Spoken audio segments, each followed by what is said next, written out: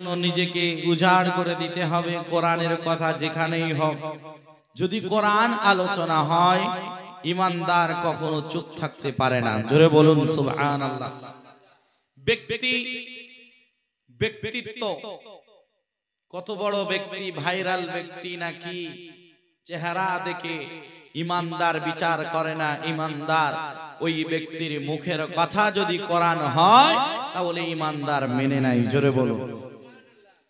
মুসলমান ঈমানদার আল্লাহর গোলাম, আমার আব্বা জানেরা, আমার ভাই জানেরা, ও মুসলমান ঘরের ছেলে মেয়েরা, কোরআনের জন্য যদি আমি আপনি সময় বার করতে পারি, এই কোরআন আমাকে আপনাকে ভুলে যাবে না। কোরআনের বাস্তব আল্লাহ যে বিধিবিধান দিয়েছেন, আল্লাহ কোরআন নাজিল করে আমাদের জান্নাতি বানানোর জন্য কোরআনকে আমাদের কাছে পাঠালেন।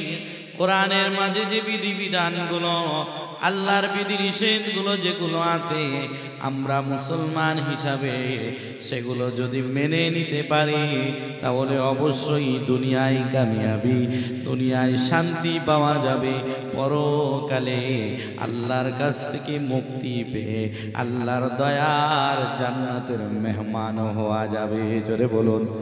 ও দুনিয়ার মানুষ, আমার আব্বা জানেরা, আমার ভাই জানেরা, এই কোরআনের জন্য আল্লাহ নবী কত সংগ্রাম করেছিলেন, কত কষ্ট করেছিলেন, কত ক্লেশ সহ্য করেছিলেন, শুধু কেবলমাত্র কোরআনকে প্রতিষ্ঠিত করার জন্য। কারণ এই কোরআন শুধু মুসলমানের জন্য না, এই কোরআন হলো গোটা বিশ্ববাসী মানব কুলের জন্য। জোরে বলুন সুবহানাল্লাহ। আপনি বলবেন, যদি কোনো হিন্দু ভাই যদি কোরআনের বাস্তব দিকটা মেনে নিয়ে চলতে পারে তাহলে সেই হিন্দু ভাইকে শান্তি পাবে। আমি বলবো হ্যাঁ, গোটা পৃথিবীর মানুষ যদি কোরআনকে মেনে নিয়ে নিজের জীবন যাপন করা শুরু করে, সর্ব জায়গায় যদি কোরআনকে মেনে নিয়ে কোরআনের বিধিবিধান যদি মেনে নিয়ে চলে, সে যদি হিন্দু হয়, বিধর্মীয় যদি হয়, এই কোরআন মানার কারণে সে নিজের জায়গা থেকে আলাদা একটা শান্তি অনুভব করবে। জোরে বলুন। ও দুনিয়ার মানুষ, কারণ এই কোরআন মানব জাতির জন্য শুধু ধর্মীয় কিতাব নয়, এটা ইসলাম ধর্মের কিতাব। হয়তো আমরা মনে করতে পারি এটা ধর্মীয় কিতাব, এটা ধর্মীয় আলোচনা আছে। না না ভাই, এটা আমাদের ভুল হবে। এই কোরআন শুধু ধর্মীয় কিতাব না, এই কোরআন আমার আপনার জীবন বিধান। জোরে বলুন সুবহানাল্লাহ। এই কোরআন যারা মেনে নিয়েছে, যুগে যুগে আল্লাহ নবীর সাহাবায়ে কেরামদের দিকে তাকালে বোঝা যায়, নবীর সাহাবীরা এই কোরআনের ভিতরে এমন কি মধু পেয়েছিল, এমন কি মিষ্টত্ব পেয়েছিল, এমন কি মিষ্টি পেয়েছিল, এমন কি স্বাদ পেয়েছিল। সাহাবায়ে কেরাম কোরআনের জন্য নিজেকে উজাড় করে দিয়েছিল। সাহাবায়ে কেরাম শুধু কোরআনকে জাহির করার জন্য, প্রতিষ্ঠিত করার জন্য, ও দুনিয়ার মানুষ, দিন কায়েমের জন্য তারা নিজেদের জান পর্যন্ত উৎসর্গ করেছে। জোরে বলুন। ও দুনিয়ার মানুষ, আল্লাহ রাব্বুল আলামিন কোরআনুল কারীমের মধ্যে বলেন, ইন্নাল্লাহা আশতারা মিনাল মুমিনিনা আনফুসাহুম ওয়া আমওয়ালাহুম বিআন্না লাহুমুল জান্নাহ। আমি আল্লাহ ঈমানদারের জান ও মাল ক্রয় করে নিয়েছি, বিনিময় আমি আল্লাহ জান্নাত দিয়েছি। জোরে বলুন। যারা নিজেদের জানগুলো আল্লাহর জন্য, নিজেদের মালগুলো আল্লাহর জন্য আল্লাহর কাছে যদি বিক্রি করে থাকে, বিনিময় যদি জান্নাত চেয়ে থাকে, তাহলে এই দুনিয়ার জমিনে আল্লাহর ইচ্ছাটাকে নিজের ইচ্ছা বানাতে হবে। আল্লাহ যে জিনিসে খুশি, আমি আপনি সেই জিনিসে নিজেকে খুশি হতে হবে। ও দুনিয়ার মানুষ, আল্লাহ যে জিনিস বলেছেন যদি আমরা সেই জিনিসটা মেনে নিতে পারি, আল্লাহর ওয়াদা সত্য ওয়াদা। আল্লাহ অবশ্যই অবশ্যই তার বানানো জান্নাতটা আমাদেরকে উপহার দিয়ে দিবেন। জোরে বলুন। আল্লাহ রাব্বুল আলামিন বলেছেন ইন্নাল্লাযীনা আমানু ওয়া আমিলুস সালিহাত, তোমরা যদি ঈমান আনতে পারো সাথে সাথে নেক আমল, ঈমানের দাবিতে ভালো আমল যদি করতে পারো। ও দুনিয়ার মানুষ, আমরা নেক আমল মনে করি ভালো আমল, তবে ভালো আমল এটা একেবারেই ঠিক না। এর উত্তর হবে এটা ঈমানের দাবিতে ভালো কাজ করা, এটাই নেক আমল। জোরে বলুন, ঈমানের দাবিতে। ও দুনিয়ার মানুষ, আমি আপনার কাছে জিজ্ঞাসা করি, 24 ঘন্টার ভিতরে 3টে সময় এমন আছে সেই সময় নামাজ পড়া নিষিদ্ধ, ঠিক না বেঠিক? সেই সময় নামাজ পড়া যাবে না। এই 3টি সময় ঈমানের দাবিতে নামাজ না পড়া ভালো কাজ। জোরে বলুন। বছরের ভিতরে 5 দিন এমন আছে আল্লাহ নিষেধ করেছেন, হারাম করেছেন রোজা রাখা। ও দুনিয়ার মানুষ, ঈমানের দাবিতে এই 5 দিন রোজা না রাখা ভালো কাজ। জোরে বলুন সুবহানাল্লাহ। আপনি দেখবেন যদি ভালো কাজ কিন্তু আপনি করতে চান, ঈমানের দাবিতে সেটা হচ্ছে কিনা, ঈমানের অনুকূলে আল্লাহর গণ্ডির ভিতরে হচ্ছে কিনা একটু দেখবেন। উদ্দেশ্য যদি আল্লাহকে খুশি করা হয় আর মদিনাওয়ালার পদ্ধতি যদি থাকে, তাহলে ওই কাজটা ঈমানের দাবিতে ভালো কাজ হবে। জোরে বলুন। যদি আপনি ভালো কাজ করতে চান, যদি আল্লাহর রেজা হাসিল করার উদ্দেশ্য আপনার না থাকে, যদি নবীর তরিকা না থাকে, ওই কাজটা কখনো ভালো কাজ হবে না। দুনিয়ার মানুষের কাছে ভালো কাজ হতে পারে, তবে ঈমানের দাবিতে ওটা ভালো কাজ না। ভালো কাজ হলো ঈমানের দাবিতে কোনো কিছু ভালো করা, সেটাই হলো নেক আমল। জোরে বলুন। আমি আপনি নামাজ পড়ি ঈমানের দাবিতে, কারণ আল্লাহ নামাজ পড়া ফরজ করেছেন, ঠিক না বেঠিক? রোজা রাখা আল্লাহ ফরজ করেছেন, সেই জন্য রাখি। দান সাদকা করা আল্লাহ এটা আদেশ করেছেন, সেই জন্য আমরা দিই। ও দুনিয়ার মানুষ, পিতা মাতার সাথে সৎ ব্যবহার করতে হবে, উঁচু মেজাজ নিয়ে কথা বলা যাবে না, শালীন ভাষায় কথা বলতে হবে। এটা আমরা করি কেন? কারণ আমরা ঈমান এনেছি, ঈমানের দাবিতে এইগুলো ভালো কাজ। জোরে বলুন।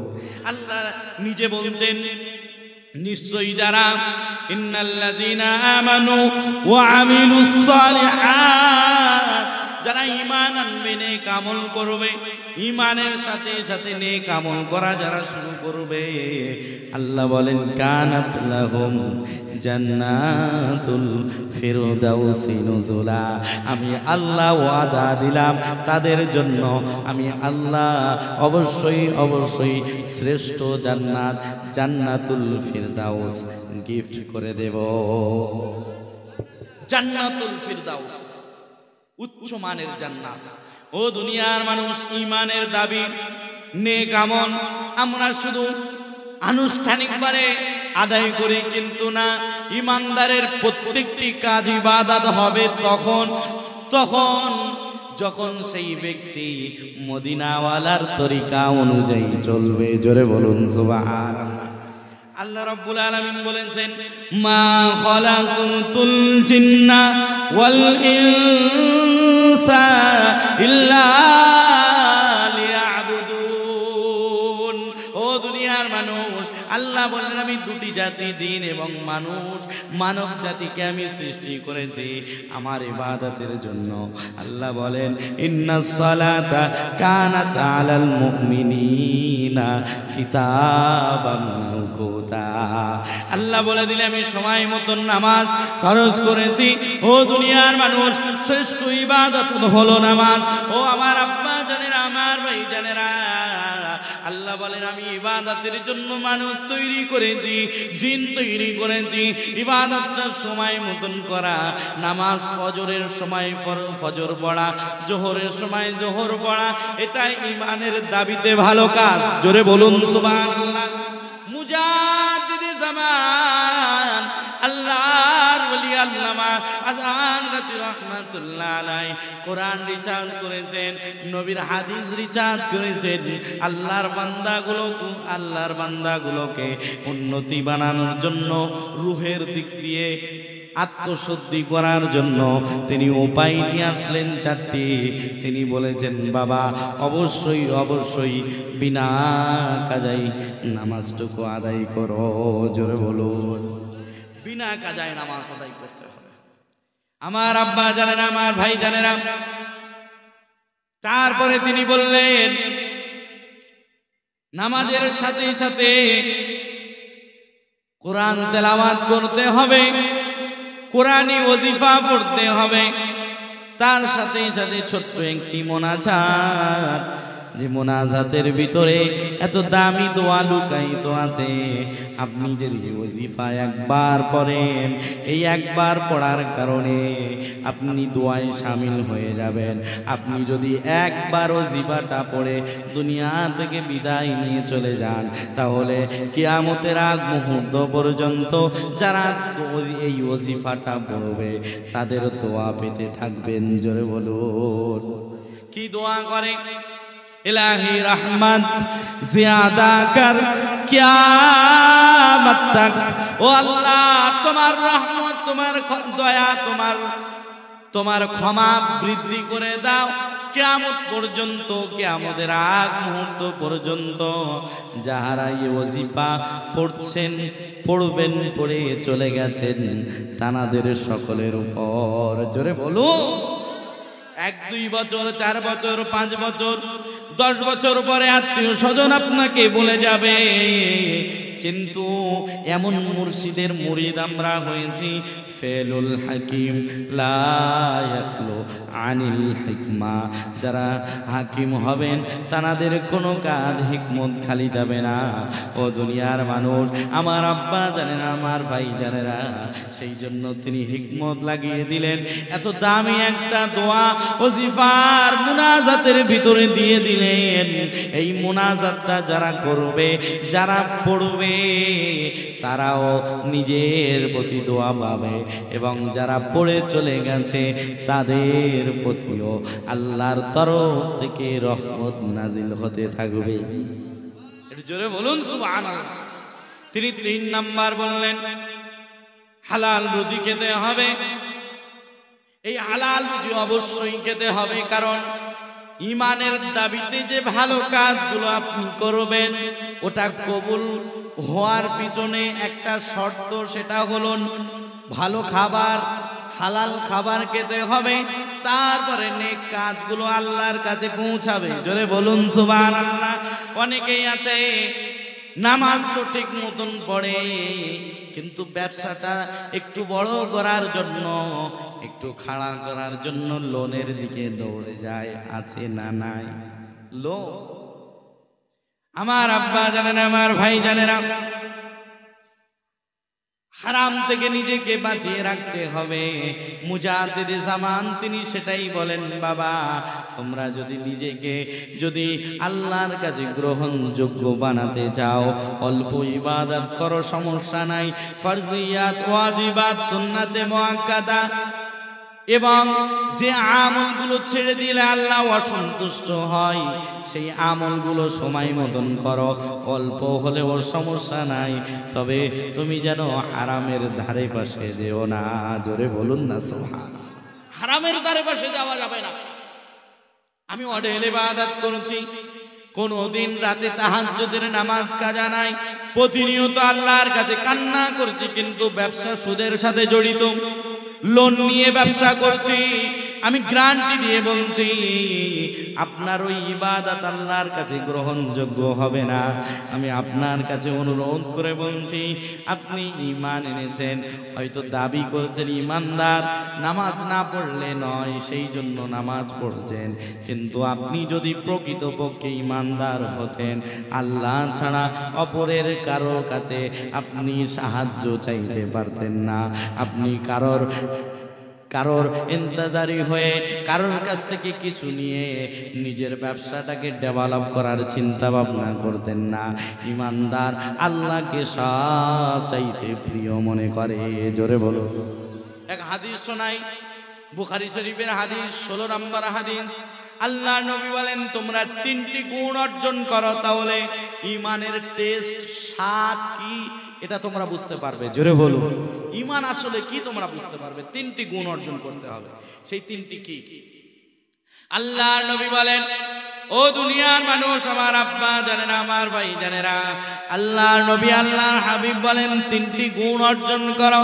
প্রথম নাম্বার গুণ, দুনিয়ায় যা কিছু আছে, এই যা কিছুর ভিতরে সব কিছু লুকায়িত, বিবি থেকে শুরু করে, সম্পদ থেকে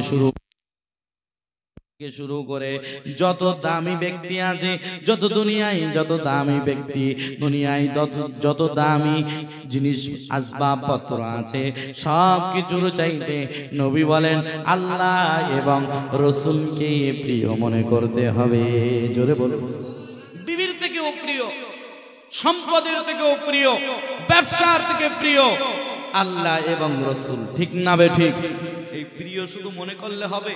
প্রিয় তখনই মনে হবে বা এটার কার্যকারিতা তখন হবে যখন আপনি আল্লাহ এবং রসুলের বিধিবিধান, আল্লাহর বিধিবিধান, নবীর তরিকাটা সামনে রেখে আপনি কাজ করবেন। ঠিক না বে ঠিক? প্রিয় কাকে বলে? যে ওই ব্যক্তির কথা ছাড়া আমি চলবই না, ওই ব্যক্তি আমার কাছে প্রিয়। সেই দুই আল্লাহ রাব্বুল আলামিন তার হাবিবের দ্বারাই জানালেন, সেই দুইটি হলো আল্লাহ এবং রসুল। একটু জোরে বলুন সুবহানাল্লাহ। সবচাইতে প্রিয় মনে করতে হবে আল্লাহ নবী আল্লাহর হাবিব। 2 নাম্বার বলেন, ও দুনিয়ার মানুষ, আমার আব্বা জানেরা, আমার ভাই জানেরা, যদি কাউকে ভালোবাসতে হয় তাহলে আল্লাহর জন্য ভালোবাসতে হবে। আবার কারো যদি ঘৃণাও করতে হয় সেটাও আল্লাহর জন্য ঘৃণা করতে হবে। কি বুঝলেন? ঈমানের স্বাদ, ঈমানের টেস্ট যদি আমি আপনি বুঝতে চাই, তাহলে দুনিয়ায় যদি কাউকে ভালোবাসতে হয়, কাউকে ঘৃণা করতে হয়, উভয়টাই আমরা আল্লাহর জন্য যদি করতে পারি, তাহলে ঈমানের স্বাদ বুঝতে পারবো। জোরে বলুন, ও দুনিয়ার মানুষ, আমি আপনি যদি আল্লাহর জন্য কিছু ধরি বা আল্লাহর জন্য কিছু ছাড়ি, এটা ভালোবাসার প্রমাণ দেয়। কিন্তু আমি নামাজ পড়ছি, আবার আমি আল্লাহর হুকুমের বাইরের কাজ করছি, নবী যে কাজ করে নাই আমি সেই কাজ করছি।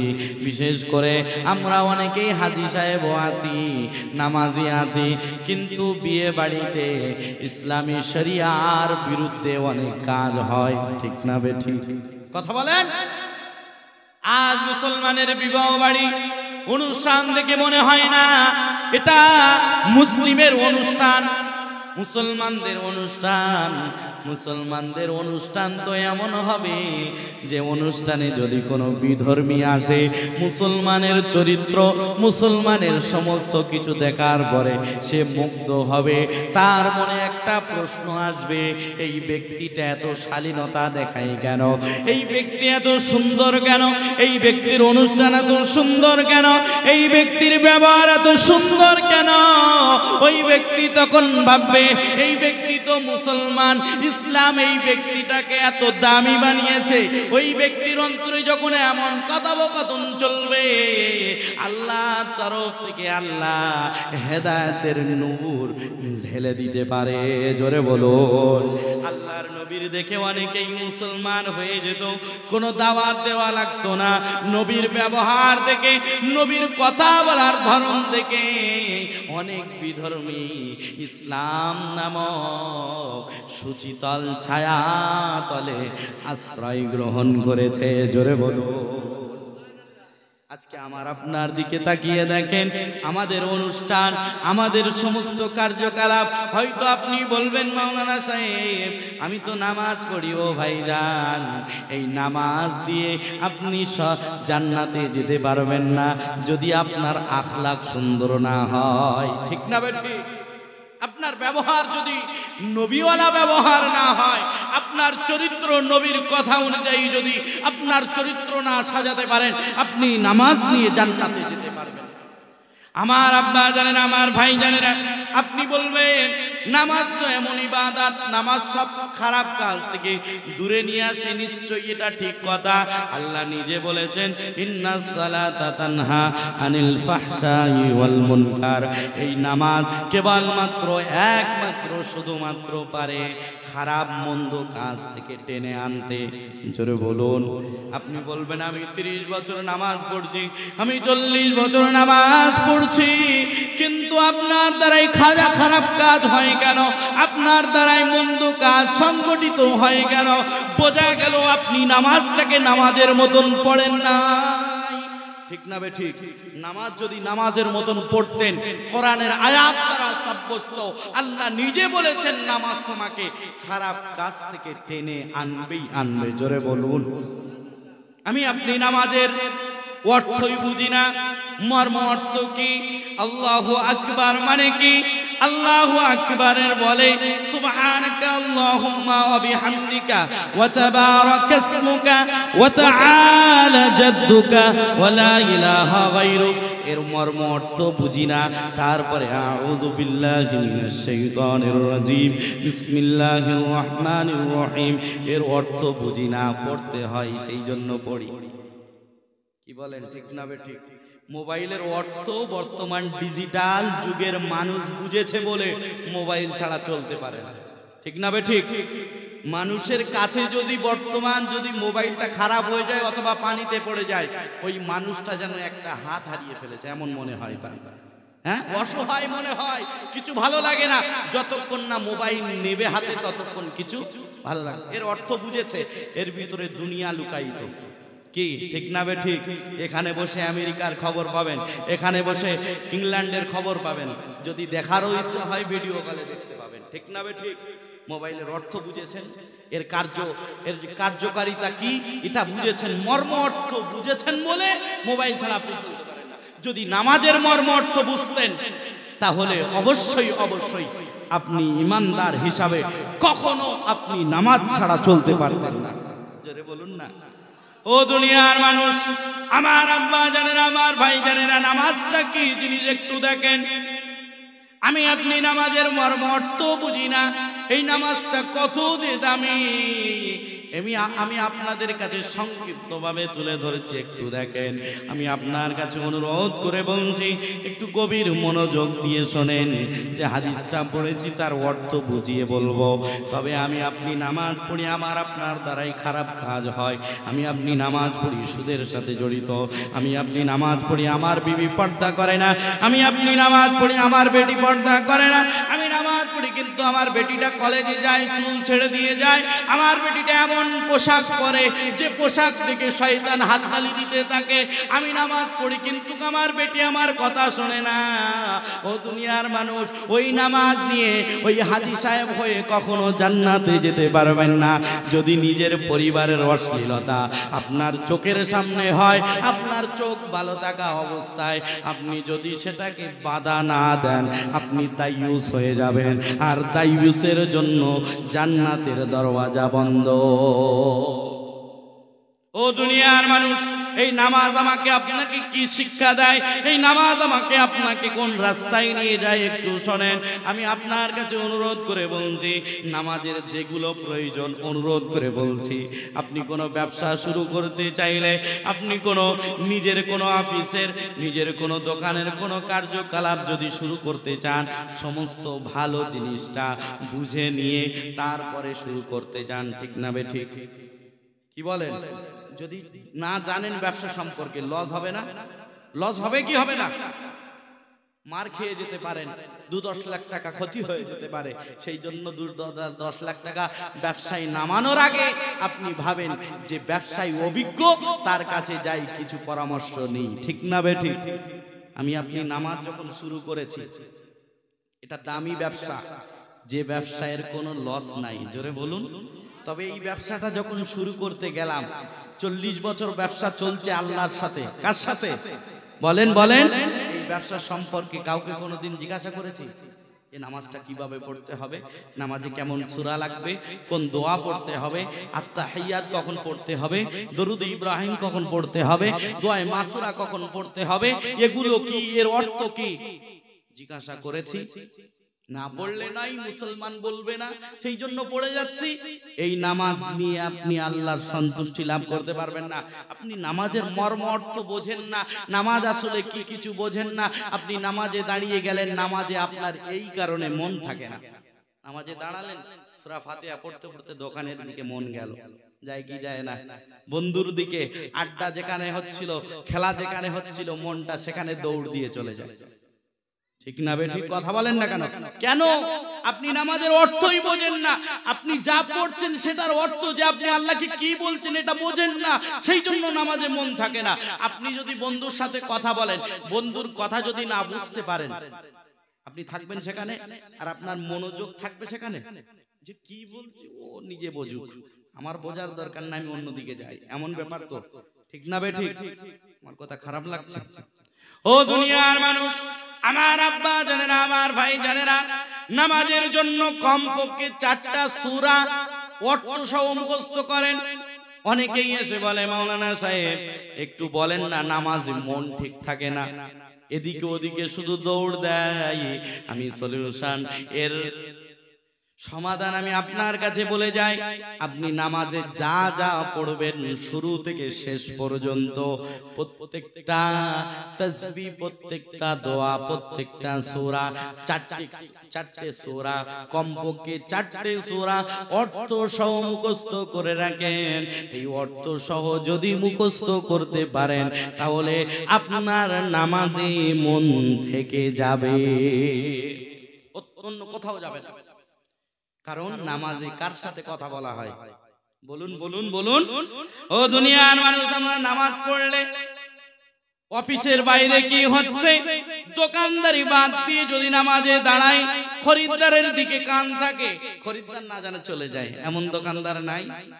তবে সাহাবায়ে কেরামদের নামাজ দেখেন, আল্লাহর নবীর এক সাহাবী তালহা রাদিয়াল্লাহু তাআলা আনহু, তিনি নামাজে দাঁড়িয়েছেন আল্লাহর সাথে কথা বলার জন্য। জোরে বলুন। সেই সময় নামাজে তিনি যে অবস্থায় দাঁড়িয়েছিলেন, সেই সময় তার সন্তান হঠাৎ পাহাড়িয়া একটা সাপ আসার পরে নিজের সন্তানকে এমন ভাবে পেঁচিয়ে নিয়েছে, মর্মান্তিক অবস্থা। ও দুনিয়ার মানুষ, কঠিন পরিস্থিতি। তালহা রাদিয়াল্লাহু তাআলা আনহু তানার বিবি দৌড় দিয়ে আশেপাশের মানুষকে নিয়ে সন্তানকে বিপদ মুক্ত করে সন্তানকে বাড়ি নিয়ে আসলেন, ঘরে নিয়ে আসলেন। তালহা রাদিয়াল্লাহু তাআলা আনহু নামাজ অবস্থায় ছিলেন, তিনি এদিকে ধ্যান দেন নাই। তিনি নামাজ শেষ করে বিবিকে বলে, ও বিবি, কি হয়েছে, এত চিন্তিত ভাব কেন, মানুষজন এত কেন? বিবি তখন বলে, ও আমার স্বামী, আপনি কি কিছু জানেন না? আপনার সন্তানটা মৃত্যুর দিকে ছিল, বিপদ, এমন বিপদ ছিল, পাহাড়িয়া সাপ এসে এমন ভাবে পেঁচিয়ে নিয়েছে, এমন মনে হলো যেন সন্তান মারা যাবে। কিন্তু সেই বিপদ থেকে উদ্ধার করে নিয়ে আসলাম। মানুষজনকে ডাকার পরে, ও দুনিয়ার মানুষ, আমি আপনার কাছে জিজ্ঞাসা করছি, সন্তান বিপদে, কিন্তু পিতা নামাজে দাঁড়িয়ে আল্লাহর সাথে কথা বলছেন, সন্তানের কথা মনে নাই, বিবির কথা মনে নাই। এই হলো সাহাবী। জোরে বলুন সুবহান। আজকে আমি আপনি যদি দুনিয়ার মানুষ, আমার আব্বা জানেরা, আমার ভাই জানেরা, যদি আমি আপনি এই চিন্তা করতে পারি, আমি আপনি নামাজে দাঁড়ালে আমার আল্লাহ আমাকে দেখছে, অথচ আল্লাহর নবী বলেছেন, তুমি এমন মনে করো যে তুমি যেন আল্লাহকে দেখছো। এটা যদি না পারো, তাহলে এটা মনে করো যে অবশ্যই আল্লাহ তোমাকে দেখছে। একটু জোরে বলা যাবে না? কোন প্রেসিডেন্ট, কোন দামি ব্যক্তির সামনে খারাপ পোশাক, অট্ট হাসি, এদিক ওদিকে মন দিয়ে কেউ দাঁড়াতে পারে? সামনে গিয়ে চুপচাপ, কারণ দামি ব্যক্তি, আমাকে দেখছে, আমার সামনে আছে। কিন্তু দুনিয়ার মানুষ, আমি আপনি রব আল্লাহ তাআলা, যিনি গোটা পৃথিবীর মালিক, যিনি আমার আপনার প্রতিপালক, সেই রবের সামনে দাঁড়াচ্ছি, আমি আপনি আমাদের মনটা অন্যদিকে নিয়ে যাই কি করে? আমার আব্বা জানেন, আমার ভাই জানেরা, আমি আপনার কাছে অনুরোধ করে বলবো, নিজেকে এমন নামাজি বানান যাতে আপনার দেখে অপর একজন মনে করতে পারে এই ব্যক্তি নামাজ আল্লাহর সাথে এমন ভাবে নামাজ আদায় করছে, আল্লাহর সাথে যেন কথা বলছে, আপনার দেখে না যেন কেউ বুঝতে পারে লোক দেখানো নামাজ পড়ছে। ও দুনিয়ার মানুষ, নামাজটা আসলে কি? আল্লাহর নবী মেরাজে যাওয়ার পরে আল্লাহর নবীকে উপহার হিসাবে আল্লাহ রাব্বুল আলামিন নামাজ দিয়েছিলেন। জোরে বলুন, এই নামাজ হলো আল্লাহর সাথে দিদার, এই নামাজ হলো মুমিনের মেরাজ। আমি আপনার কাছে অনুরোধ করে বলবো যে হাদিসটা বলছিলাম, তাহলে আমি আপনি নামাজ পড়বো আবার খারাপ কাজ করবো, এটা কখনো সম্ভব নয়। নামাজের মতন নামাজ পড়লে খারাপ কাজ আমার আপনার দ্বারাই করা অসম্ভব হয়ে যাবে। নামাজের মতন নামাজ পড়বো ইনশাআল্লাহ, বলুন ইনশাআল্লাহ। কমাস কম 4টে সূরা অর্থ সহ মুখস্থ করবেন, না জানলে যে জানে তার কাছ থেকে জেনে নেবেন। আউযু বিল্লাহ, বিসমিল্লাহ, সূরা ফাতিহা, রুকুতে যাওয়ার পরে যে তাসবিহ, তারপরে সিজদায় যাওয়ার পরে যে তাসবিহ গুলো লাগে, এগুলো আমরা জেনে নেব এর অর্থগুলো কি। যদি এভাবে যদি করে আমি আপনি নামাজ পড়তে পারি, নামাজে মন থাকবে, ঠিক না বে ঠিক? পারবো ইনশাআল্লাহ, পারবো ইনশাআল্লাহ। এখন তো অ্যাপস বার হয়েছে, কত অ্যাপস, কত নেবেন, মোবাইলে সার্চ দিলেই সমস্ত রকম জিনিস বার হচ্ছে, ঠিক না বে?